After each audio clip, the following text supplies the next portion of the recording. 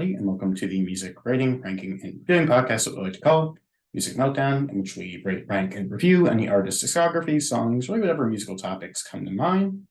This episode, we're going to the late 2000s into the 2010s, talk about a bit of a critical darling, to my understanding, somebody that is highly admired by a lot of people, but equally has plenty of detractors, I would say.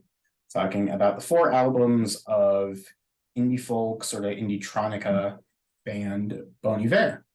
And calling them a band is perhaps a bit of a stretch. In many ways, you could honestly call that like a continuation on what a group like Nine Inch Nails was, with basically just being one guy operating under the band name, and like what Pretenders did there for a while, with Chrissy Hynde basically being the Pretenders at the end of the day. But yeah, they're an interesting group. Definitely fits into that sort of indie folk spectrum, but they have plenty of electronic elements and just different sort of musical influences that really set them apart from a lot of their contemporaries.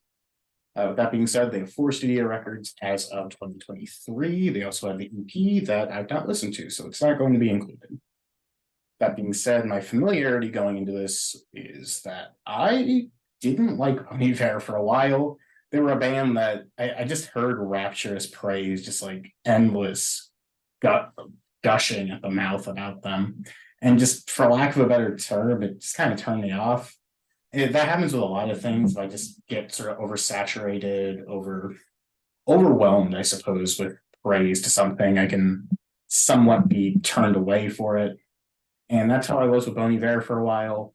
However, the channel Artistic Music, they had a series called Album of the Year, as I alluded to before. I did a thing in my own personal listening where I listened to all of those records and I ranked them from my favorite to my least favorite.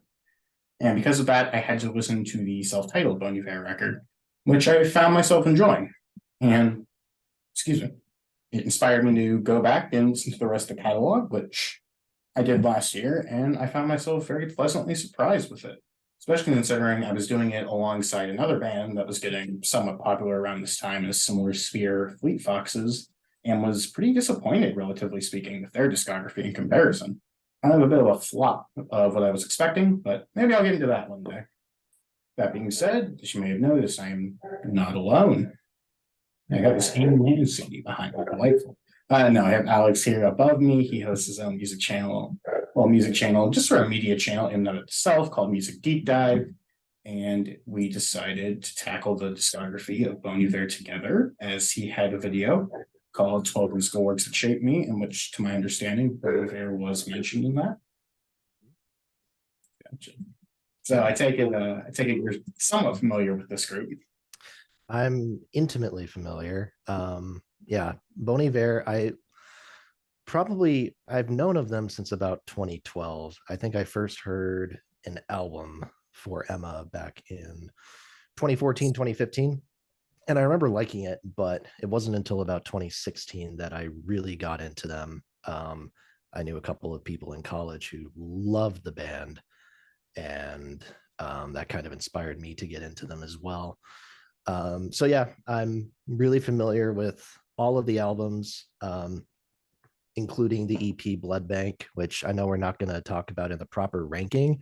It probably still would be at the bottom for me, but I do want to shout it out just because I think it's not really bridging the gap between the first album and the second album. It's very close to the first album sonically. But I think for the most part, it's still a pretty strong release. There's one song called Woods, which is literally just Vernon layering his auto-tune vocals on top of one another that I think is just spectacular. So I think it's a worthwhile listen for people. The other thing too that I do want to touch on is kind of what you mentioned about Bon Iver being a band, even though it's kind of sort of a solo project. It's difficult because I think Justin Vernon is someone who is very conscious about trying to describe Bon Iver as a band and not just his project. And I think in part because that he's kind of uncomfortable with the spotlight. But I mean, yeah, for the most part, it's his songs. He's playing quite a few of the instruments. But I do want to shout out Vernon in general because there's a lot more to his discography than just Bon Iver. He's done anywhere from like going back to like the late 90s when he was doing his band Mount Vernon, that was like his college band out in Eau Claire, which has some like jazz influences in it, to DeArmond Edison, which was his band in North Carolina. He's got this blues rock outfit called the Shouting Matches that have released a project or two. He's kind of all over the place, and that's not even getting into like his feature on Anais Mitchell's Hadestown, for instance, or obviously the Kanye features on My Beautiful Dark Twisted Fantasy, Taylor Swift on Folklore and Evermore, all that stuff. I mean, he's done everything. But obviously, I think the two other non-Bon Iver projects I want to shout out are Volcano Choir. Not a huge fan of the first album, but I think the second album is really great and Bon Iver like in sound, maybe a little bit more kind of more mainstream indie pop. And then Big Red Machine, his project with Aaron Dessner, which I think is very interesting as well. So there's a lot more to Justin Vernon than just Bon Iver is kind of my overall point of it. And I think there is a lot of value in his other discographies. So I would recommend people check all these Bon Iver albums out. And if you enjoy those, there's a lot more to Justin Vernon than just those. Thanks. Giving me a bit of a history lesson here. Didn't quite know those projects. I just knew that he flirted around with Taylor Swift for a while. He absolutely did the stuff with Kanye, which that's Kanye for you. So I like it. Yeah, I should specify that I don't like Kanye.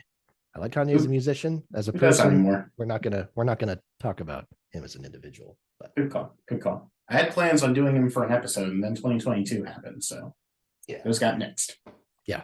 That being said, I'm going to go ahead and kick off this ranking. At the bottom for me, I want to preface this. I really like this catalog a lot. I have all of these records at the very least at 4 stars. I think that Bon Iver is a really great band. But that being said, at the bottom for me is the one that you got correct. I have 22 a million. I had Alex's prediction for my list, and you got 22 a million right. And while this is my least favorite album by them, I feel like there's plenty of just fantastic material to be found across here. I feel like this and the following record ends up taking more of the electronics or a harsher approach in comparison to For Emma and Bon Iver self-titled. Sadly, though, this does lead to my 2 least favorite songs in the catalog, with 10 Deaf Breast and Creeks, with those ones just being a bit too far from the Bon Iver formula that I love. I think the rest of the album is a really great change from the self-titled record. I'd say this one is probably more closer in sound to For Emma, but it still has some of the beauty that was to be found within the self-titled album, while still being a bit more frantic, more electronic. I think 22 is a wonderful opener, and my other favorites were God, Moonwater, and closing 2 tracks. Overall, I think that this is a great example of what Bon Iver does well, with a bit of added experimentation that you don't necessarily get on the other records and could only be improved upon further releases. I have it at a very solid 4 stars. I think that it's a very strong record. However, I just think that it's the least, solidified project.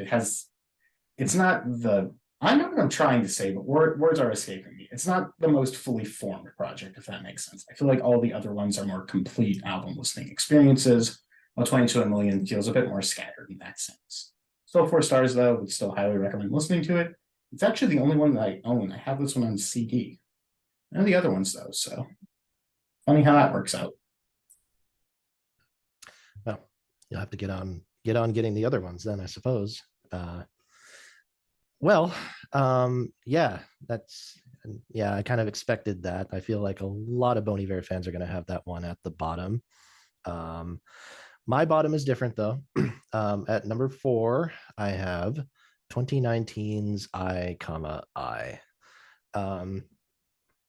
This is at 4 stars.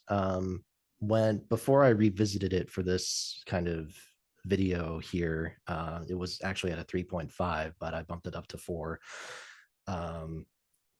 Really what it comes down to is I actually think I might have the most interesting production on any Bon Iver album. I think it is really sort of diverse and kind of all over the place, but I think the songs that the production is kind of lifting up are easily the weakest out of any of his albums.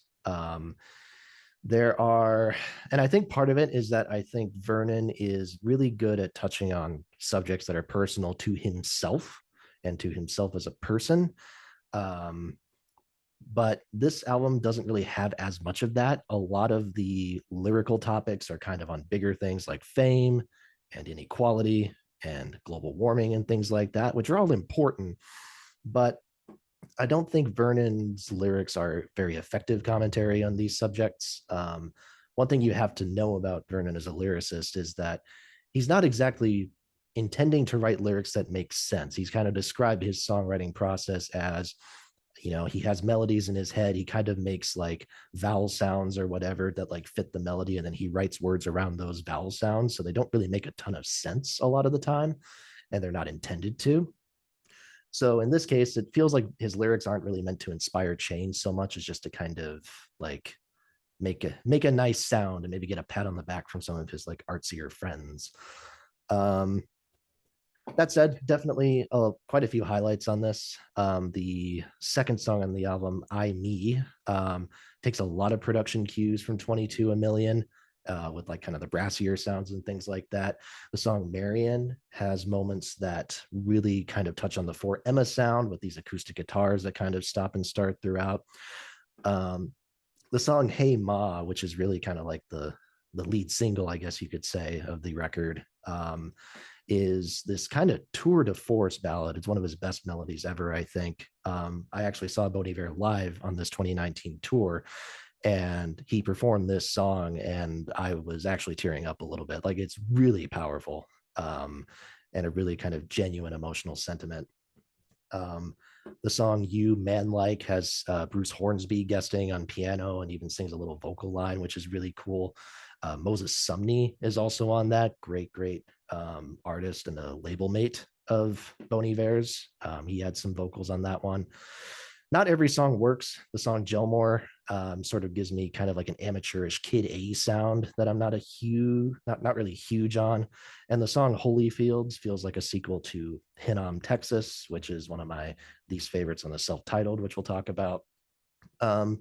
And the album kind of ends on this very self-consciously like meditative note, which I could go either way on. It feels a little bit heavy-handed perhaps, but the sonics are undeniable. I think that's like the peak of the production on songs like Faith, kind of, and then like I think it's the penultimate track, Shadia. Not sure if that's how you pronounce it. Really just beautiful. So there's a lot to like here. It's the one that I have the least connection to, but it's still a pretty damn solid 4 stars. So would recommend. Okay. Yeah, that's kind of the one that I see falling to the bottoms of lists typically, and I understand why. However, I'm going to be talking about that for a while, so I think you can kind of predict where I'm going. Anyways, number 3 for me, probably somewhat contentious. I have Bon Iver's self-titled. I think this is an excellent record, although it doesn't quite resonate with me like the debut or I find this album it's a little bit more based upon atmosphere and arrangement, to which they're just gorgeous. I think that's the best way to describe this album. It's just filled with very pretty songs, to put it lightly, with incredibly strong performances from Vernon. As you touched on before, he utilizes a lot of in his vocal performances auto-tune, which in many ways could just inherently be a turnoff for some people. I know some just think that's absolutely terrible. I think that Bon Iver is a perfect example of how to utilize it with artistic intent and make it to add to an emotional level and really build on the vocal performances that were already there. The thing with autotune is you can't utilize it, to the best of my understanding, to totally max full vocal deficiency. It can only really be utilized to propel an already solid or good voice.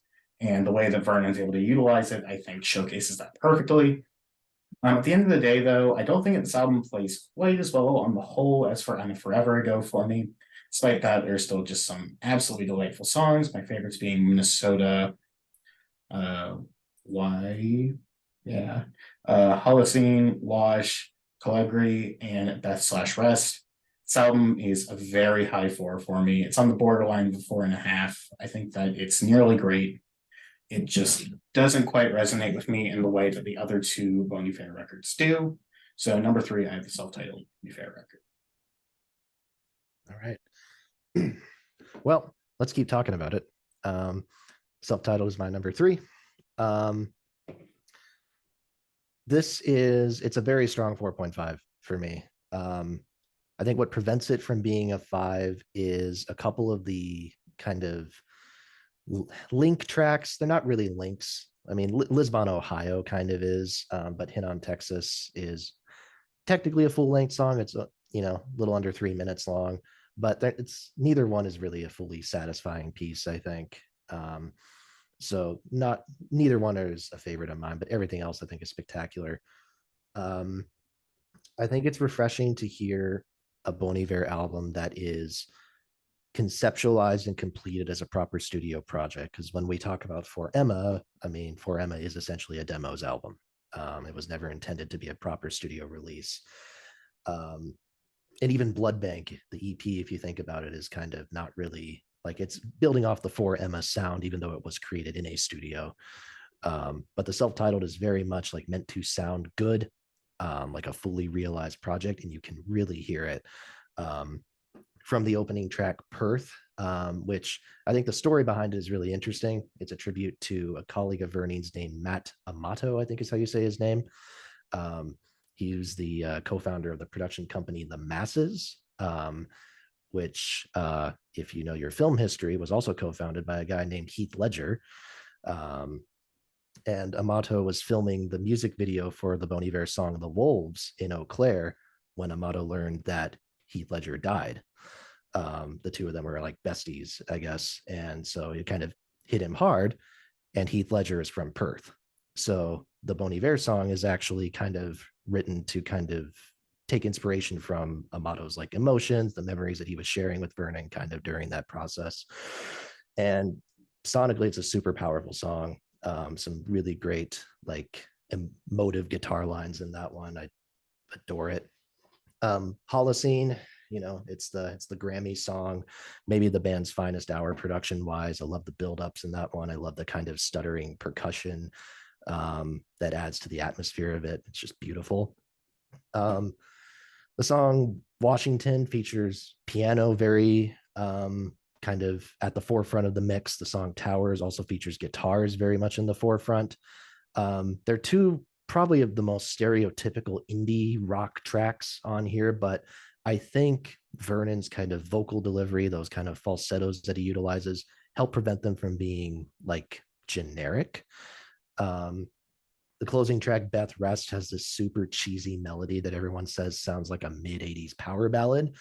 And the electric piano definitely contributes to that vibe, but Vernon sells it enough with his vocals that I don't think it really clashes tonally from the rest of the record. It does have some of the muddiest production on it, I will say. I don't think that's a bad thing necessarily, but one thing to point out. The song Calgary also has some very muddy production, but I think that song is maybe the most forward-looking of any of them because it sounds more like what they would go towards on 22 a Million and I, I, with these like distorted percussion and brass hits mixed with these touches of just ambient beauty.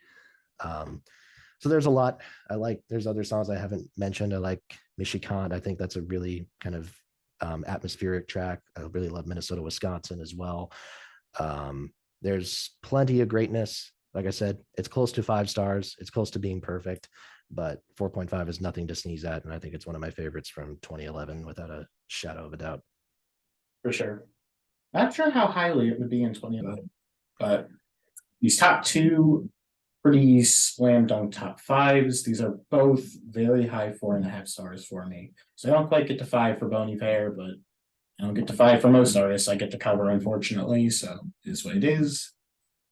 However, I think that you see this coming. My number 2 is going to be For Emma Forever Ago. As I mentioned before, Bon Iver were a group that I sort of resented just because of how shoved down my throat they were.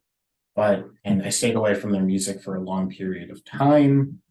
In doing that, however, I really missed out on how excellent this and my number 1 is. This album, as I mentioned before, it's a 4.5 stars and a very high one at that. This album is just truly gorgeous. I think Justin Vernon sounds possibly at his best across this album, and the batch of songs he's written is just truly incredible. He's one of my absolute favorite writers of the 2010s. He's so singular in how he writes. As you mentioned before, he's not necessarily a traditional lyricist. He very much writes to the melody of his songs, and I just think that it really helps bring everything out. It has a certain mysticism, sort of weirdness to it that you can tell that he's not trying to work towards like a grander idea, but somehow it all comes together in this great bit of storytelling a lot of the time, and I really enjoy it. Despite that, I think that the songs here just are wonderful. Flume is a stunning opener. Lump Sum is excellent. For me, there isn't really a dud here because they all just flow so wonderfully into one another. My favorites would be The Wolves and For Emma. For me, just a truly fantastic record, easily among my favorites in either 2007 or 2008. There is some wonkiness with the release date. I believe it was self-released in 2007, but put out more worldwide in 2008. Regardless, still probably top five in both years. It's a really excellent record. For Emma Forever, I go 4.5 stars. All right. Very interesting kind of list comparisons here. We are in agreement with two, and we are flipped around on the first and last. For Emma Forever Ago is my number two as well, 5 stars. As you spoke about, yeah, this album was released initially on MySpace in 2007 and became such a smash on MySpace that Bon Iver signed a record contract with Jaguar, and they released it kind of officially, physically in 2008. So that's where the discrepancies in release date come from. Yeah, for Emma, like I said before, it's a demos album, to put it bluntly. These were songs that Vernon had no intention of releasing publicly. He wanted to finish them up in the studio afterwards. But he was convinced by people, yeah, they're good enough, just release them. And there are technically a little bit of studio overdubs, like the brass on For Emma is overdubbed later, I believe. But that's about it. And I'll be damned if this probably isn't maybe the best demo album ever recorded. I recently listened to the podcast Your Favorite Band Sucks, the episode that they did on Bon Iver.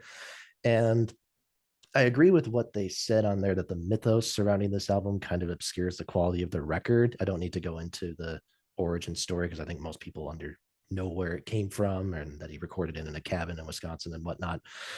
But while the crew on the podcast were kind of, using it as an excuse to shit on Bon Iver, saying, yeah, the mythos obscures this terrible album or whatever, I just adore it.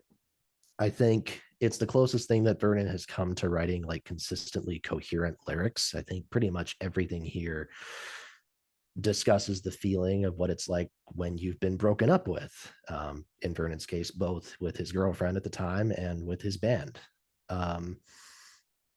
The biggest track here is easily Skinny Love. It's probably the most conventional song that Vernon wrote with Bon Iver.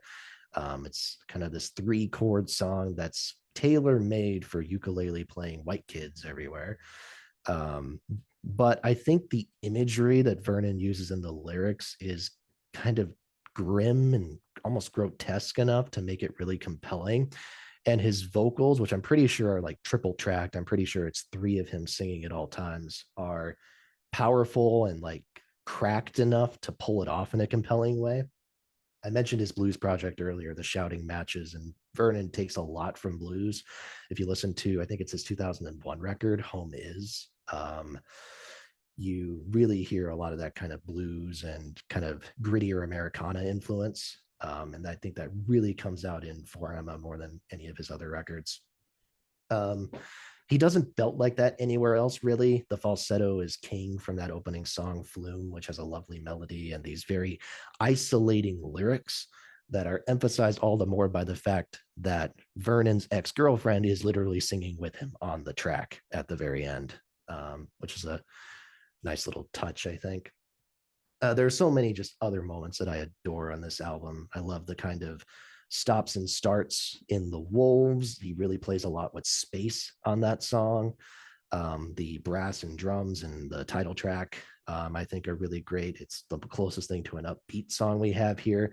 I adore those choral voices in Lump Sum that are singing what's essentially this like kind of sort of faux Latin gibberish, like fa le lu semina, I think is kind of what they're saying. I mean, it doesn't mean anything, but I just adore that song. But the kicker and the emotional centerpiece is the closing track regarding Stacks. That song title, which is kind of formed like the subject line of an email, is really indicative of how this song sounds like a message of some sort, in this case to his ex, essentially. This is Vernon at his most confessional and his most vulnerable, and the lyrics really stop you in its tracks, kind of with how dark they are. These mentions of like a black crow sitting across from me holding a key or whatever, it's very dark, and yet it's hopeful at the end. And Vernon sounds like he's kind of made his peace with the relationship with that ending line. It's the sound of the unlocking and the lift away. These kind of suppressed emotions that he's been keeping down have been unlocked by this album and by this creative process, and now the healing can kind of begin. So it's a super, I think, emotionally mature and healthy way to end what overall is an album about coping and about recovery. And I understand why people think it's kind of overrated. Like I get where people are coming from by saying that, but I think there is an authenticity to this, a genuine authenticity that I don't think just anyone can replicate. So very significant album to me personally, hard 5 stars. So it's pretty impressive that it's only number 2 on the list. Absolutely. Just off topic to the one song that you mentioned, the opener, in which he's singing with his ex-partner. So if you brought that up, it reminded me of the song 9 Crimes by Damien Rice off of his record 9, and how he does the same thing on there. By the way, I love this record. Really. Yeah. How happened to him? He like put out 3 records and just I don't know. Yeah, it's weird.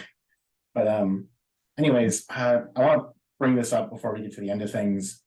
I love the doubling, sort of tripling of Vernon's vocals across the discography whenever he does it. I think that it makes him stand out so much. It's so fascinating and unique to me. Mm-hmm. And I don't really know how to describe just how bizarre it is, because I don't think that I've really heard people do it in the way that he does and really utilize it to just elevate all of his songs, because it's able to bring out more emotion without him needing to get into the emotional side of his vocal performances, because of just how he's able to utilize them and modulate them with the auto-tune, as I mentioned before. Can I speak to that for a second as well? Go ahead. A couple of things that he does, especially on like 22 a million, my number 1, and I, your number 1. I know, spoiling, but I know that the band, like the actual backing band members, sing a lot more on those albums. So that kind of, it's not always Vernon singing on those, so he does kind of play with timbre a little bit there. The other thing, and this I hear a lot on 22 a million, but I think it might even be on 4Emma in some places, is that he actually plays with pitch shifting a little bit. So he'll like record his voice a half step down or a whole step down and then shift it up a bit, or record his voice half step up or a whole step up and then shift it down. So he's triple tracking his voice, but they're like altered. So it sounds like 3 different people singing. And that's part of why you get that kind of really unique effect to his voice. And I think it's really clever, really awesome. That's really cool. Really interesting stuff there. Nice to get somebody who's like, for lack of a better term, getting more into detail with like the technicality of the music, because I'm too stupid to do that. But anyways, number 1, I'm also too stupid to pick a conventional one. Going with I. I know that this is contentious. I know that most people, like the guy above me, would consider this to be their worst record.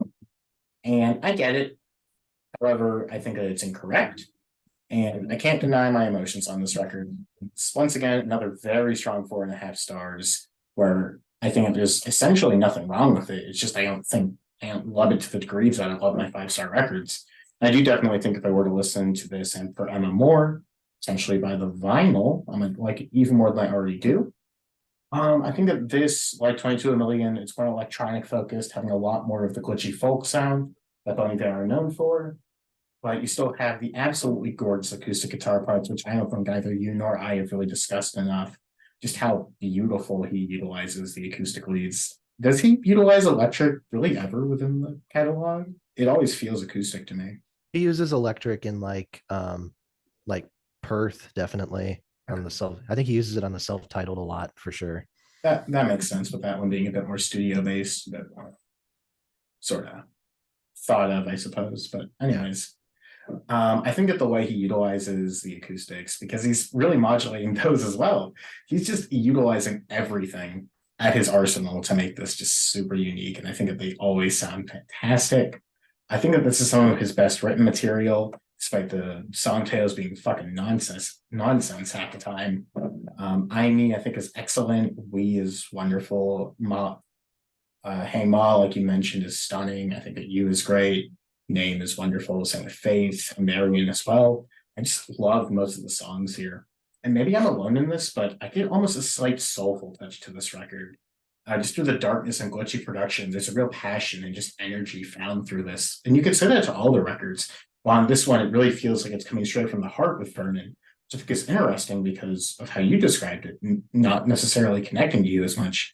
This is the one that I feel the strongest, just overt personal connection to, which perhaps that's just me being stupid per the usual.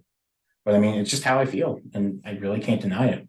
I have it once again at a very strong 4 stars. I've always thought that this one is excellent. It's always been my favorite. And I wish I could better explain why. It's just the one that connects to me the most. And there's not really much more I can say to that. So, number one, I 4.5 stars. So there's a couple of things I want to speak to before I talk about my number one. I know that you kind of base this channel around having contentious opinions or whatever, but I want to make this very clear that there's no such thing as having a stupid musical opinion. So I think you explained yourself quite well with having Ikama at number one. And even if I disagree, I think that, like I said, I still have it at solid 4 stars. I think it's a very good album. And to your point, there's a lot of I think gospel influence in a lot of these songs, especially kind of towards, again, kind of the second half of the record. And a little bit of R&B, I think. I mean, it's funny because we're recording this on the 7th anniversary of Prince's death, but Justin Vernon is an enormous Prince fan. I think I'm trying to remember what song it was, but he did some sort of music festival down here in Minneapolis, I believe, and he did a cover of oh my gosh, Erotic City. Erotic City, that's what it was. Yeah, he did a Prince cover of Erotic City there. So he's super into Prince. I think that's also where the falsetto comes from a little bit.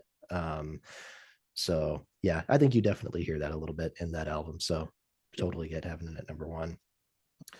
But my number one is right behind me.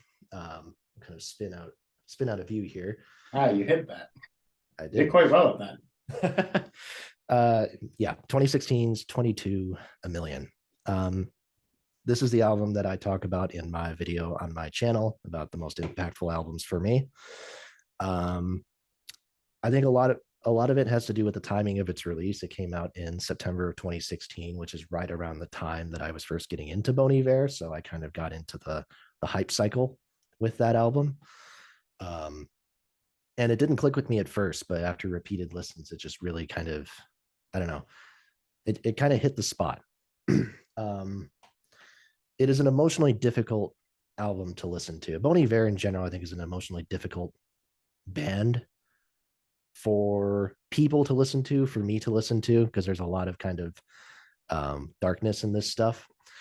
If For Emma is an album that's kind of about depression and loss, I feel like 22 A Million is like the oral manifestation of a mental break. And that's actually what Vernon was going through when he recorded it, kind of after the huge success of Bon Iver and winning a Grammy Award and everything like that had given him this like crippling anxiety. I think he had gone through another breakup at the time. There's a story from one of his bandmates about him just like, curled up in a ball sobbing on a beach randomly. I mean, just he was going through a lot of shit. So he just decided to get away and isolate himself in the studio, not in a cabin this time, and record what would become this album. It's kind of just about trying to put together the pieces of one's identity when there's just like fragments of it left. And I think the production speaks to that. The production, I think, is most people's biggest critique with this album. People can't stand how distorted it is, the fact that the audio clips in a lot of songs. And Again, valid. It's not the easiest album to listen to on headphones by any means, but it fits what they're going for. And they would get some of these effects because Vernon and his bandmates would like record these songs onto cassette tapes, and then they would like take pencils and stuff, and like just warp the tape and just kind of alter it in weird ways so that the sound would distort itself. So like the song 29 Stratford Apartments, there's a lot of vocal distortion on that. And that's one song where I know they did that. Um, it's also probably the closest thing to the first two Bon Iver albums that you're going to get here, just because of the acoustic guitar and the harmonized vocals. That's Vernon duetting with Sean Carey, who was part of his band. Sean Carey, if you don't know, released a couple of albums as well as a solo artist under the name S. Carey, which are pretty good. But yeah, it's probably the most standard sounding album. Most standard sounding song on the album. Everything else, for the most part, is kind of layered in this really glitchy electropop production. The song 10 Death Breasts has this really kind of gloppy, fat bass sound that clips like hell. And I can understand the production critiques of that one more than just about any other songs. But even despite how abrasive it is, I think the beat is killer. I love it. It's very kind of sonically overwhelming, and I don't know, it's cathartic in that sense, I suppose. Songs like the opener 22 Over Soon and 33 God are these kind of meditative reflections on the meaning of life, with these very like vague lyrics that border on being nonsensical, as well as these kind of pitch shifted chipmunked vocals, that again people tend to dislike, but I see it as another sort of distortion of Vernon's identity, kind of a representation of the reality he was living at that time. And I love the samples on 33 God. It samples Morning by Jim Ed Brown and Iron Sky by Paolo Nutini, both fantastic songs. But my favorites on the album are one of your least favorites, 715 Creeks. I really love the vocoder effect with it. It's his best vocal performance on the whole project, I think. And this was another one where seeing it live was incredible, because he's doing the vocoder effects like physically, like while he's performing. It's really cool. The song 666 Cross, some really phenomenal acoustic drums on this. There's like two different drum parts kind of going on at the same time. Really kind of powerful effect without the distortion that the electronic percussion on 10 Death Breasts has. And then the song 8 Circle. I think this song is the catharsis of the album, even if it's not the ending song. You kind of notice that for every other song before this, Vernon's either singing in falsetto or he's singing with this really like severe distortion on his voice that kind of makes him sound not like his natural self. And it happens on, I'm not kidding you, every single song before this one. On this track, it's all gone. There's no pitch shift, there's no falsetto. It is just him singing in his chest voice. And it's kind of the first time in the whole album where it feels like he is kind of found himself. Musically, I did a presentation in college actually on the buildup that this song has. These brass instruments, synths, the vocal layers, and the glitchy percussion. They're just stacking on top of each other throughout the whole runtime. Love the kind of sax break in the middle, and then that ending bit with those three vocal lines kind of coming together and like kind of a counterpoint type of deal is phenomenal. Like I get chills every time I listen to it. So even though the album has two great songs after this that really finish it out well, I think this song is the emotional peak. And to me, it's between this and Regarding Stacks, probably for my favorite Bon Iver song. I think it's just unbelievably good. So yeah, again, this is not a typical choice. This is not most people's first choice for a number one Bon Iver album, but it has a special place in my heart. It's probably top 5 all time for me, just because it has that big of personal meaning and a personal connection with me. So yeah, it's an easy 5 stars. It's fantastic. And I don't know if I want him to go down this route again, because one, I don't know if he's going to do it as well. Number two, I don't really personally, I wouldn't want him to be in this emotional and mental place again that caused him to record this. Kind of the same thing with 4Emma, really. But what we got, I think, is, I don't know, something special. And I think people are starting to reevaluate it. It got a pretty negative reaction from a lot of people when it came out, but I think like Fantano gave it a 5 out of 10, I think. But I think people are starting to come around to it a bit more now and giving it some critical reappraisal, which I think is good. It rewards a lot. It rewards re-listening, is how I would describe it. Absolutely. To be fair, I don't think Fantano was ever that high on Bon Iver to begin with. Doesn't really feel like a Fantano band. Yeah, I Doesn't think have enough. I think it's like 5s and maybe a 6, like across the board for him. So yeah, it doesn't surprise me. He kind of feels that way about the National as well, which makes me weep at night, but it is what it is. Um, as I say, if your record isn't clipping, you aren't having a good enough time. So that's a benefit to 22 million. Let's say that I've ever said that before and keep going with that. With that being said, yeah, there's just sorry to gush endlessly about Justin Vernon and Bon Iver, but I mean, if you don't like them, that's your loss. Really, just an excellent group once again. That they're so unique, so musically inventive, and just interesting. It's you don't really get this sort of electronic basis, this really vast experimentation, and just pretty just beauty within immense darkness and within just really vast. I'm I'm trying to say words, but they are not coming out. You don't get this sense of beauty within darkness and electronics like this within the style of indie folk, which at a basis level you could probably say that Bon Iver do operate from, like as a base genre. That's kind of where their arrangements are formed, I would say. And Yeah. just at the end of the day, I think that they're a really tremendous group. They heavily grew on me more than I thought they already liked them. Going into this, I believe, all of the records at 4 stars. Obviously, two of them are up to 4.5. Borderline 3 with Bon Iver, and oh, you've convinced me to give 22 million another listen tonight. So, will I do Uh, it? Probably not, because I got to listen to the Eurythmics. there you Woo! go. But Yeah. But just to your point, though, I think it is. I think what you're saying about kind of the darkness and kind of the authenticity of it mixing with that kind of electronic sound. I mean, it's unfair, I think, to say that if you have electronics in your music, then that makes it less authentic or whatever. I do think that's a bullshit concept. But I do think that Vernon balances the kind of more artificial aspects of things. I mean, songs like Creeks, like, Creeks sounds very artificial. Like it sounds like, Robo Justin doing his thing, that type of thing.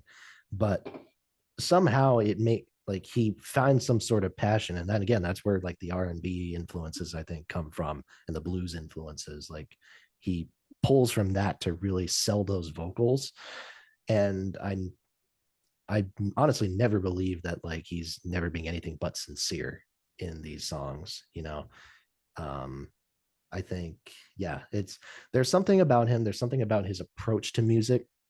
It's very, again, eclectic, and not in the same kind of eclectic way that like Vampire Weekend is. Vampire Weekend, I like them, but I like Vampire Weekend quite a fair bit. But I mean, they do sound like a band whose only exposure to world music was Paul Simon's Graceland. Um, and they think that that gives them the authority to do a bunch of creative shit that they don't actually really know how to explore properly. But I digress. I think Vernon really explores his stuff well. I think he has a vast knowledge, and I think he connects with his styles very authentically. And I think it shows in his music, and I think that's why people connect to him more than they would other artists and bands from this kind of genre. Vampire Weekend sounds like a bunch of rich kids that went down to the beach for a weekend listening to Funeral by Arcade Fire. Yes, yes. I still like And that sound, mind, but yes, but yes, I think that is a fair assessment. I would like them more if not for Ezra, whatever his last name is. I don't Yeah, remember it. I don't like his voice, but that's for another day. yeah. So yes, that was the Bon Iver discussion, as mentioned earlier by myself and obviously by Alex. A bit of gushing on our part, but well deserved. If you've heard the music, you should like it. Curse you, Fantano, and your mediocrity. But anyways, I hope that you enjoyed this discussion on a very interesting group, very unique band. That being said, you have a really great one.